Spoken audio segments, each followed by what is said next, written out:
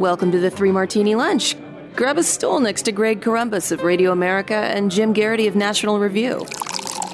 Three Martinis coming up. It's that time of day. We have some martinis right before the holiday, and I am Chad Benson in for Greg Columbus. As always, Jim Garrity's here, and we called an audible.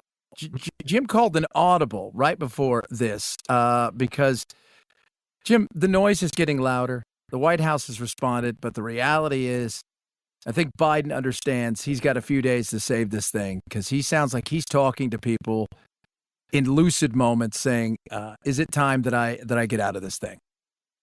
Yeah. The initial selection as the good martini of the day was the swing state polls reported by Puck News, conducted by OpenLabs, which is a contractor to the Democratic National Committee. And the polling numbers from OpenLabs were pretty plausible. Basically, every single state, it looked like Biden lost about 2 percentage points, a bit more than 2 percentage points in a few states, a bit less. But the upshot was that every key swing state, Arizona, Georgia, Michigan, Nevada, North Carolina, which I don't really think is a swing state, Pennsylvania, and Wisconsin, Trump was ahead in all of them. And what's more is that they all looked really close in New Hampshire, which hasn't voted Republican since 2000. Virginia, which a bunch of other polls have shown either tied or a very small lead for Biden. And New Mexico, which has not voted for a Republican very much lately. So that was going to be that. And that still stands there. But the New York Times is reporting just maybe an hour before we were scheduled to start taping, that Biden has told an ally that he is weighing whether he should continue in the race. They have not specified, just told a key ally, who the ally emphasized is Biden is still deeply in the fight for re-election, but he understands that his next few appearances heading into the holiday weekend must go well, particularly an interview scheduled for Friday with George Stephanopoulos, and then campaign stops in Pennsylvania and Wisconsin. Now, the White House put out a report saying it's absolutely false and complained that they'd only been given 7 minutes to respond.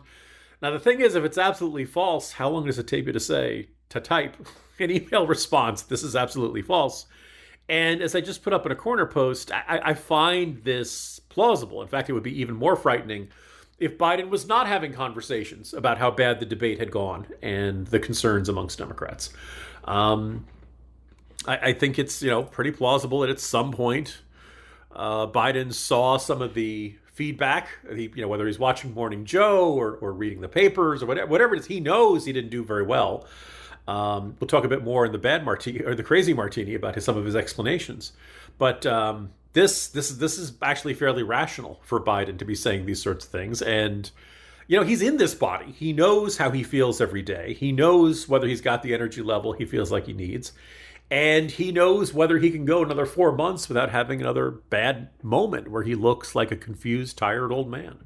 Maybe he feels like a confused, tired old man. So I look at all this and I'm like, yeah, I find it believable. And it does feel like things are, the landslide is starting to pick up things and pick up momentum. But Chad, how are you seeing all this? I've always said that you always have to have a backup plan. I mean, that's just it. Airplane pilots will tell you this all the time. We have a backup plan to the backup plan to the backup plan. So to say that they wouldn't have a backup plan would be a lie. The reality is I don't think they thought they were going to have to use the backup plan. And I think it is more and more evident as you're starting to see everybody kind of sharpen their knives, start to pivot towards Kamala, start to even, you had a Democrat yesterday from Texas come out and say he needs to drop out of the race. He was the first one. I don't think he's going to be the last. And the fact that they're also taping the Stephanopoulos thing, I think is very telling. He's not even going to do it live. So the more we're hearing about this stuff, the more I think people are starting to realize he's got a few days to save this. But if the best you can do is we've got a few days to saving this, just look at the poll numbers. You're not saving it. People saw what they saw. They can't unsee that. They have to figure out how he goes about getting out of this thing with it not being the quote unquote right-wing talking points that were thrown out there for years. And we're going to touch on that in a little bit. I think everybody knows the writing's on the wall. The question is, how do they pull the plug? I think that's the biggest question. Because yeah, it is now it's starting to pile up. It wasn't just a really bad debate performance, although it was. It's that followed by the continuation of the basement campaign. And that he's not the Stephanopoulos interview on Friday will be his first interview on camera since, or really with anybody, since the debate, and that's more than a week. That's really abnormal for a president to not do those sorts of things. And there's just a playbook that if your candidate has a bad day, you go out, you do more events, and you have them say other things, and you fill the news cycle with other things to drown out the coverage of the bad thing that happened. And this White House hasn't done that. He spoke for 6 minutes to contributors yesterday. So really depressing. Like none of that is reassuring people. And I think that's what we're seeing is the consequences of that. Absolutely. That was our good, if you will, or awkward, kind of sad and depressing, yet good at the same time if you're on the right side of the aisle. Let's head over to the bad. The way that they're covering this thing and the failure to do this is hilarious. The coverage has always been it's right-wing talking points. Like nobody who follows any of this could see for their own eyes what was going on. And the fact that everybody, Jim, failed to get in on this. But now you're starting to see more and more. You've got the New York Times leaking stuff. And I think there's plenty of leaks going on in the White House as well, where people are feeling like, okay, I can tell everybody the truth now. We were keeping a lid on this thing. But the media should have been asking these questions a long time ago. Yeah, there's an insanely revealing claim in a CNN article. And I suppose we should give CNN a molecule of credit for writing an article of saying, hey, was Biden's age and health sufficiently covered over the last few years? But there's a paragraph in there, quote, the failure of the media, one White House reporter said, was not pushing more aggressively into Biden's abilities after the release of her report in February, which called Biden a well-meaning elderly man with a poor memory. Well, the next sentence just jumped out at me. It says, quote, Biden's age was also a right-wing talking point for years, something the White House was quick to point out to reporters, which may have inadvertently turned off any serious investigation, unquote. Well, Biden was in his late 70s when he was elected. Like, that is a fact. That is not some right-wing assertion. It's we know how old Biden is, and we know that most men who are in their late 70s are not in positions of life and death responsibilities. Most of the time, men are retired, particularly by the time they hit 80.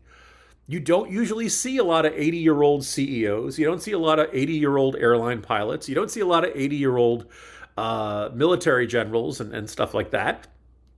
80 is pretty far up there. You're usually not as sharp as you used to be. The memory is usually not as good as it used to be. And it was entirely reasonable to ask, hey, should there be an octogenarian who's sitting behind the Resolute desk in the Oval Office making these life or death decisions? Oh, by the way, let's point out, Donald Trump just turned 78. He's going to be hitting this mark not too, in a few years from now. And the idea of like, well, the right wing likes this, therefore we shouldn't look at it too hard. This is the heart of all of these problems. We talked about this a little bit earlier this week, and I don't want to repeat myself too much, but that's why they didn't look at the lab leak. That's why they didn't look at it. Oh, really? Should we keep schools closed so long during COVID? Their point, the Hunter Biden laptop. We can't report on that because it might help Republicans. Well, you know what? Sometimes the truth is going to report the Republicans. Sometimes Republicans are going to have a bad day and the truth's going to be bad for them. But you know what? If you're a reporter, your job is to tell them that. I write for National Review. I'm a conservative person, but I find myself doing a lot of reporting that nobody else wants to do because, oh God, we can't hurt, we can't hurt the Democrats. If you want to work for the DNC, go work for the DNC. But if you don't want to work for the DNC and you want to work for a major institution like the New York Times or CNN or something like that, well, then you better be willing to report bad news for Democrats. And I think what we've seen over and over again is this continuing phenomenon. And it's just mind-boggling, Chad. I think we have a fear in this country because, I do my show and I let my feelings be known about Donald Trump. I like a lot of his ideas. I think he's exhausting. That being said, I'll tell the truth about stuff. When he lies, I'll say he lies. And we have this weird thing now. We've made it our team versus your team, and we will do anything to protect our team when the reality is the team should be the United States of America. It should be us when we're talking politics and what's best for the people in the country. And we've lost this weird thing where we no longer want that. It's win at all costs. But eventually there comes up something like this, where you can't hide it. Mm-hmm. And you've been hiding it for years. And then this is what frustrates people about today's modern politics and modern media, which is the us versus them hurts everybody, including us and them. Yeah. Look, in politics and in life, you are very rarely able to lie your way to a better situation.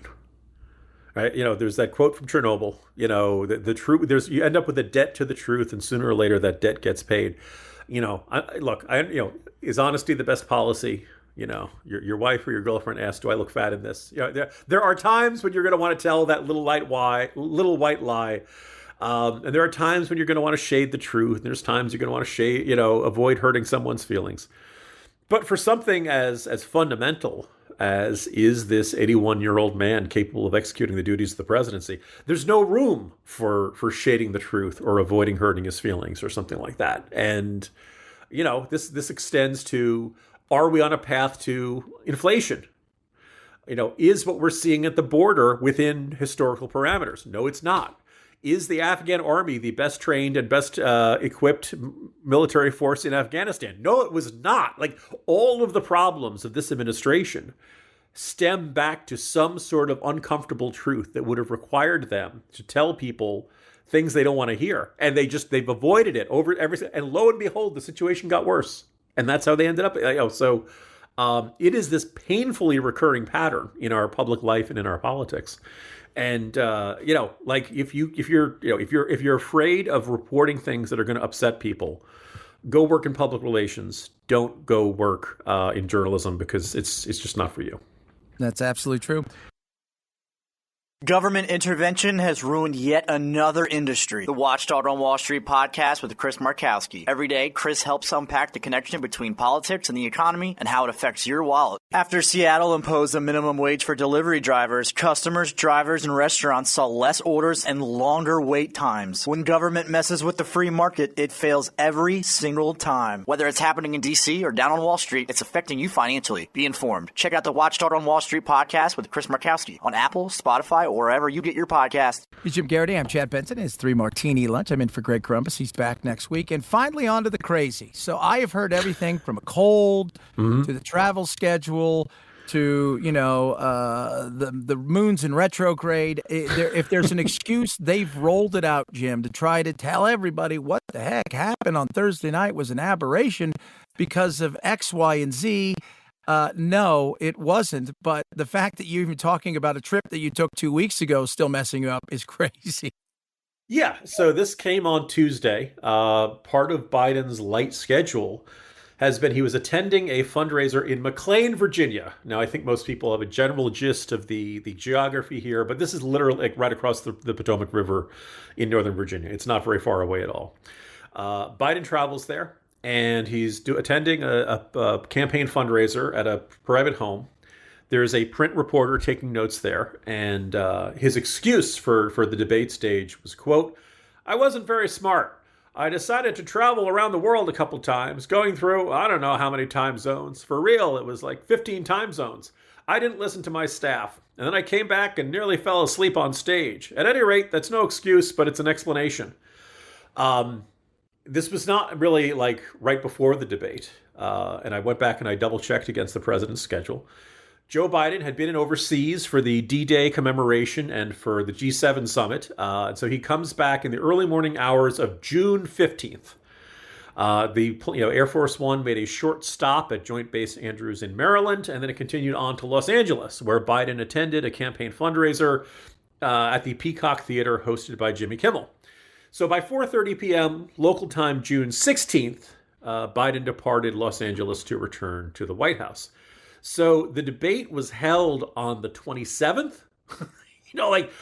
Depending whether you want to measure it from the overseas trip or whether you want to measure it from the Los Angeles trip, 12 days from the European trip, 11 days since the Los Angeles trip. It's really closer to 2 weeks than just a matter of days.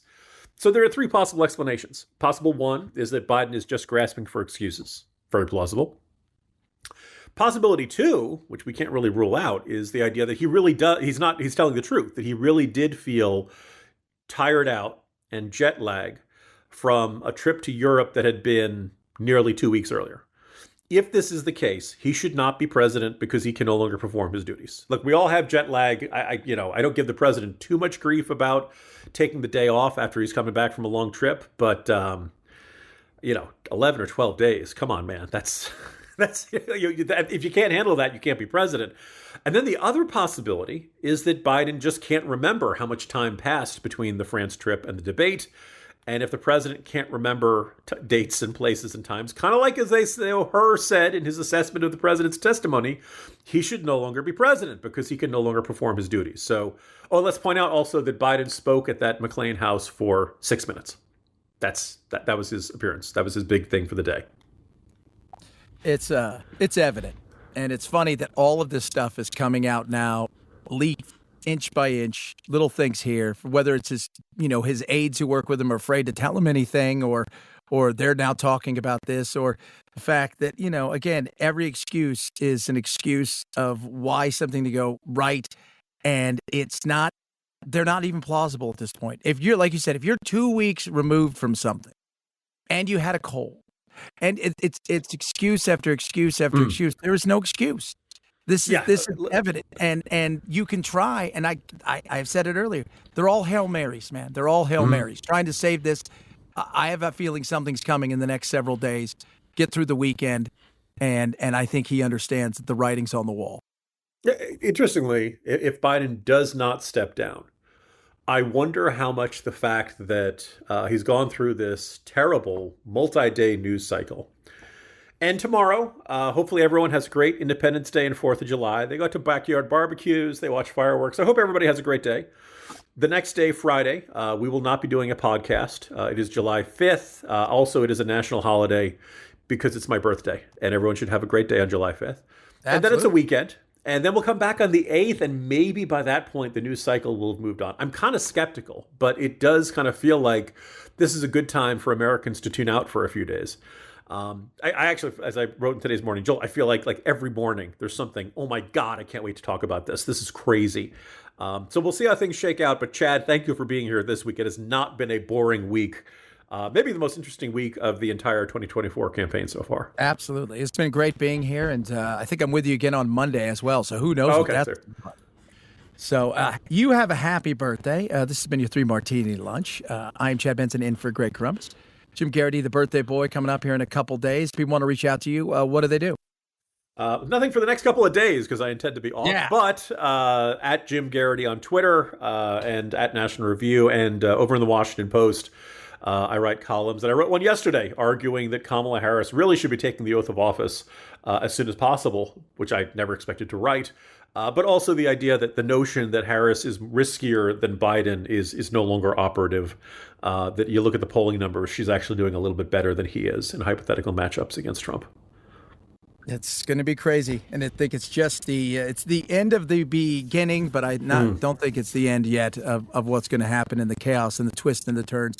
Great being here. Everybody have a great 4th of July, your Independence Day. Enjoy it, and don't blow yourself up. That's what I got to say. That's my advice every year. Count your digits. Make sure you have the same amount of digits on the 5th. Remember, we're number 1, but you want more than that figure at the end of the holiday. Good to see you, Chad. See ya.